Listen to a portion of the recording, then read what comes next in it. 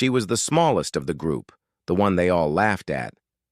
Her name was Maya, and she was the first woman to ever attempt selection for the elite maritime counter-terrorism unit, a brotherhood so exclusive and brutal that fewer than 10% of the already hardened Navy SEAL candidates ever made it through.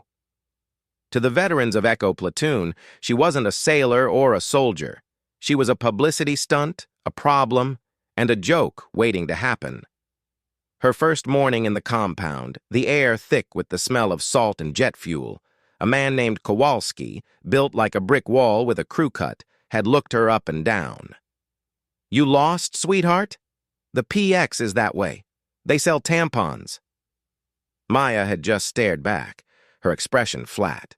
She was 5'5" in her boots, with a coiled strength that her baggy fatigues couldn't entirely hide. She didn't retort. She just shouldered her massive duffel bag, which was almost as big as she was, and walked past him to the barracks. The silence unnerved them more than any comeback would have. For weeks, they watched her. On the 5-mile runs, her short legs pumping furiously, she always finished in the middle of the pack. Never first, but never last. On the obstacle courses, she moved with an eerie, fluid grace, navigating the rope climbs and wall traverses with an economy of motion that seemed almost lazy. The officers were cautiously optimistic. The men of Echo Platoon, led by a bull-headed senior chief named Branson, saw her as a liability. They were an instrument of death, a finely tuned machine of violence, and she was a wrench they were sure would get jammed in the gears. The breaking point came during a brutal combat dive evolution. Towed by a speeding Zodiac boat, the candidates had to navigate using only a compass, their bodies ragdolling in the frigid, churning wake. Maya had coughed up seawater, her face pale, but she completed the course. Later in the team room, Senior Chief Branson slammed a folder on the table. "This is a joke," he growled, his voice like gravel. "Her times are acceptable. Her psych evals are clean. They're actually going to let her try out for the final problem set." Kowalski scoffed. "The final set? The K9 pen? You mean they're actually going to let her walk into that meat grinder? She'll break in 5 minutes. She'll be a blubbering mess." The K9 pen was the stuff of legend. It wasn't actually about dogs. It was the final, hellish week of survival, evasion, resistance, and escape, SERE, training, but with a sadistic twist designed specifically for the most elite units.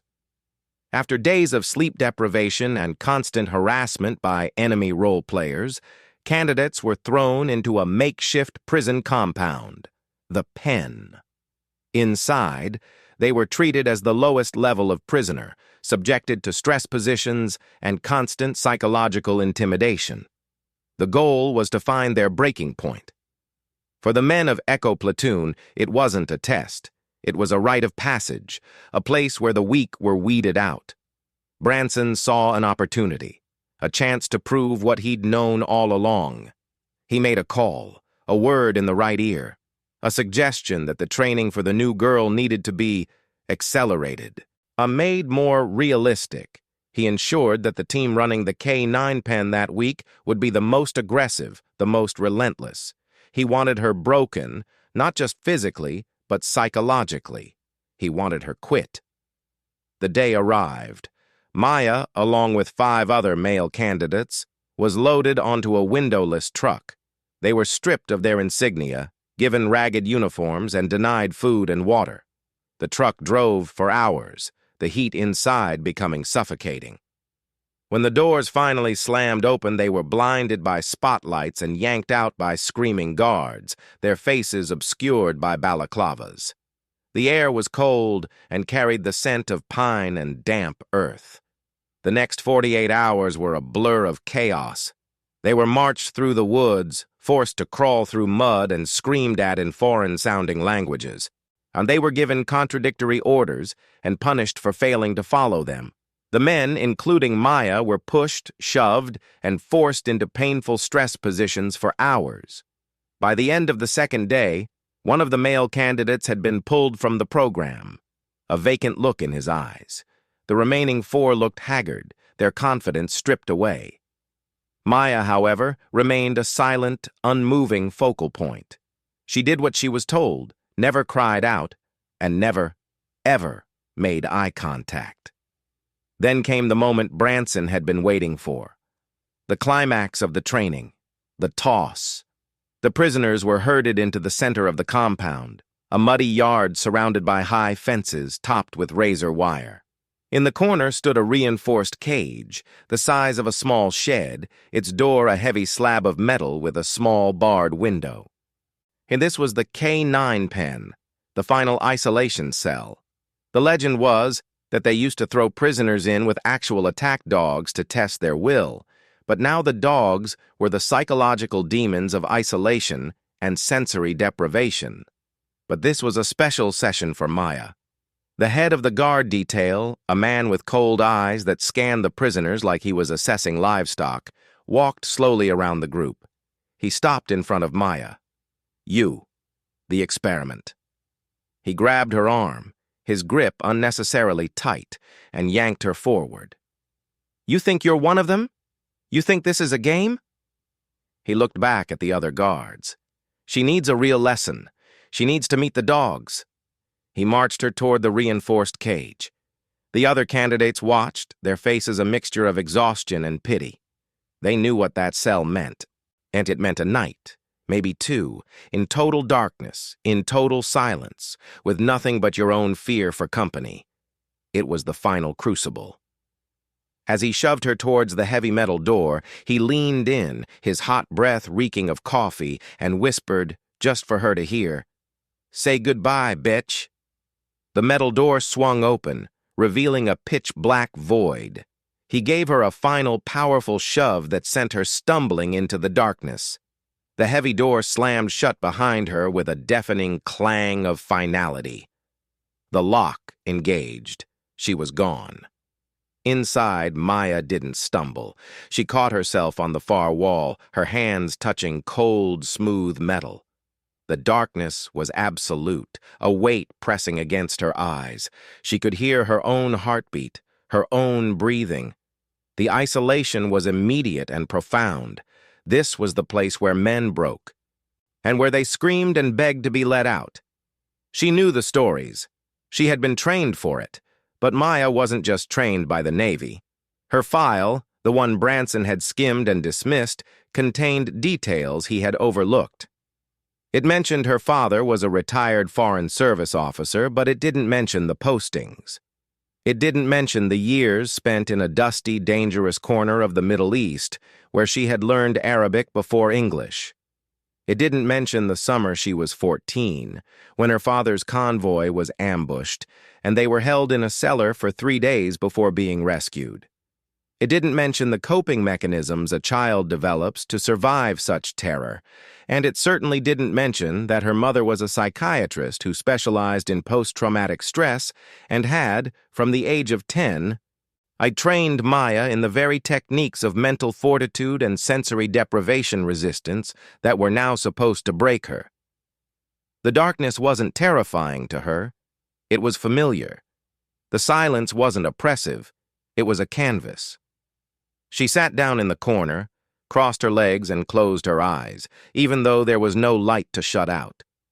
She began to meditate, focusing on her breath, creating a mental sanctuary.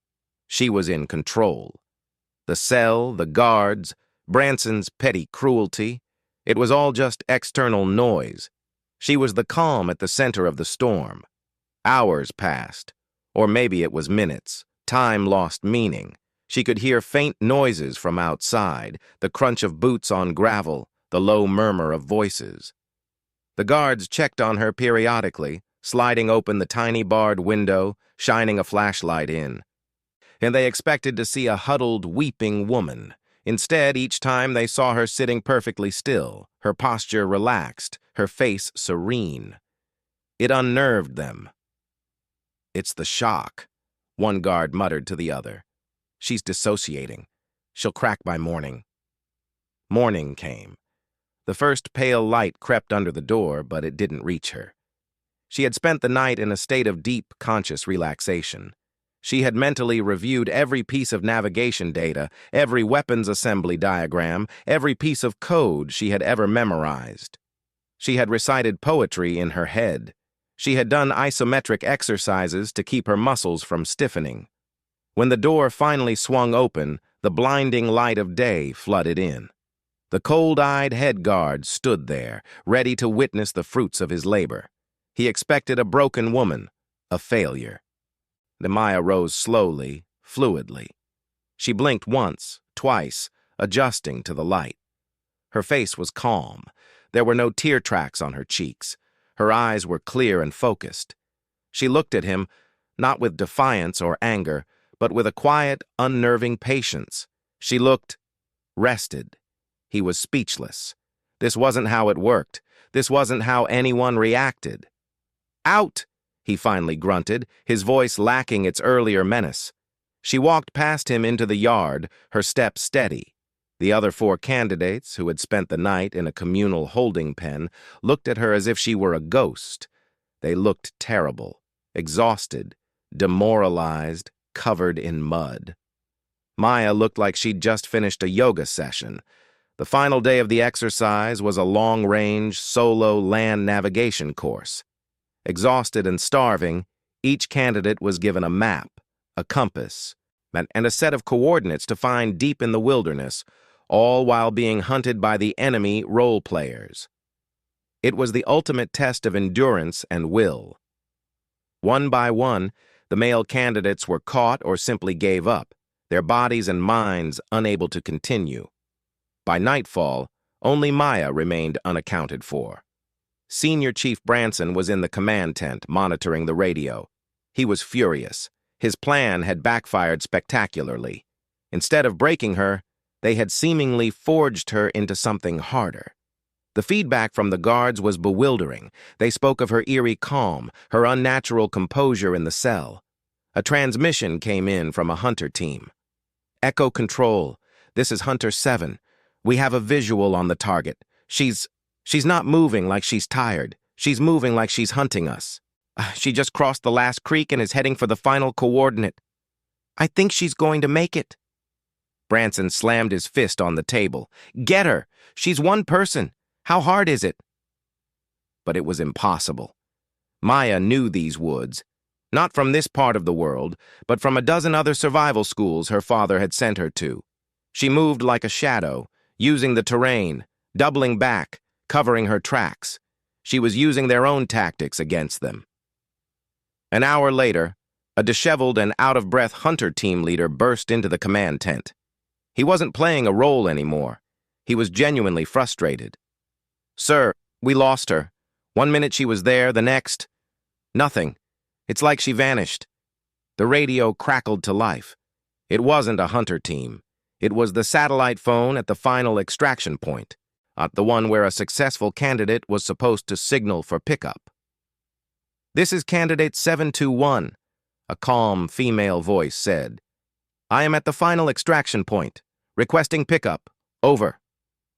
A stunned silence fell over the command tent.